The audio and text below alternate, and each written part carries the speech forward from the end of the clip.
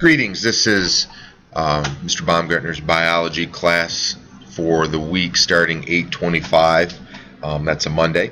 The focus of this section in which we're diving into, which we finished up last week, finalizes how scientists work, and we've talked a lot about identifying the process so far of knowing what science is, the 5 components associated with that concept. We've talked a lot about the differences between an observation, inference, and what both of those promote within that process of learning.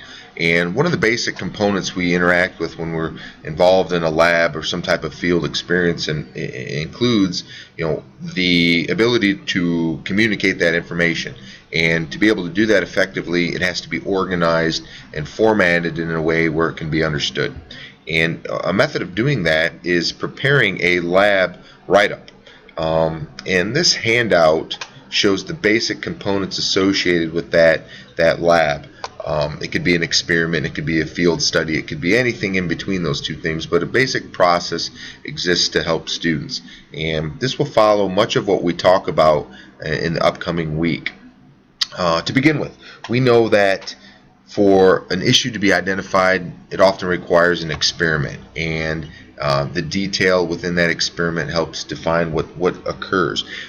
The initial component of that involves setting up the lab, setting up the field study, setting up the field experiment in a way where that question can be answered or at least looked into more in depth. So basically we start up with setting up the lab. What type of resources are utilized, what type of time frame will be undertaken in order to complete what needs to be taken care of. The next component generally deals with getting ready to collect data, and in this component you're identifying what direction, what type of data, what steps are going to be taken to acquire that data. And within this component we'll look at variables. Many of the variables we'll talk about in class in identifying what is needed compared to what is not needed. Next step involves preparing a table or spreadsheet for recording data. We talked about the value of data and the types of data acquired through observations, qualitative and quantitative based data, but you have to have a method to accumulate that data in a way where you can make it understandable, where you can understand it, where individuals involved in the experiment can readily access it and understand the main components associated with it. And then you have the concept of conducting the experiment. Is this controlled? Do you have a variable that's not being controlled? Are you interrelating those variables in a way where understanding can be gained? So basically in this component you're identifying, you're following through on the process that you initiated. From there you'll visualize the data. What is the data telling you? What type of inferences can be made from that information that you've organized and that you've accumulated throughout that process? And then finally, you have to be able to make sense of your data.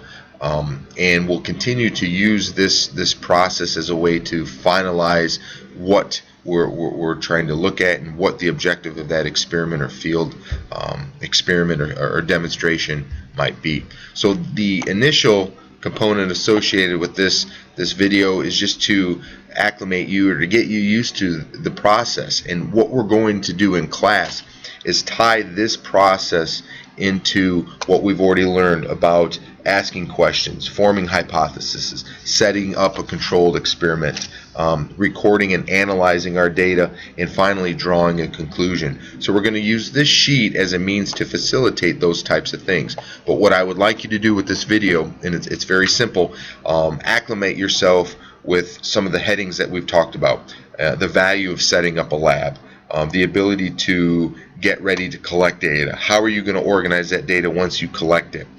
Preparing a table or spreadsheet, some type of tool that you can use to reference that data, to organize that data so others can utilize it and create understanding from it. And then conduct the experiment, and within this experiment there are variables, controlled variables, and other variables that we'll interact with and discuss as we progress.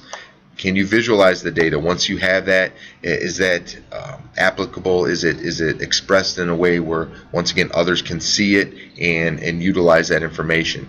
And then finally, are you able to communicate what you've identified, communicate to others effectively the end result of that lab or field experiment in a way where they could replicate it.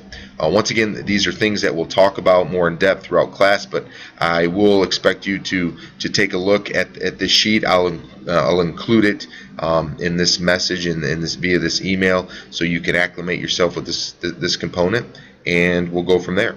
If you have any questions, let me know. But once again, you'll be responsible for having a little bit of understanding of this process prior to class starting. So you'll be required to once again look at this information, have a basic idea of what we're talking about when we're identifying, preparing a table or spreadsheet, why that's imperative, what value can be added from that, and so on and so forth down the list. So if you have any questions, let me know. I look forward to seeing what you think about this. Thanks.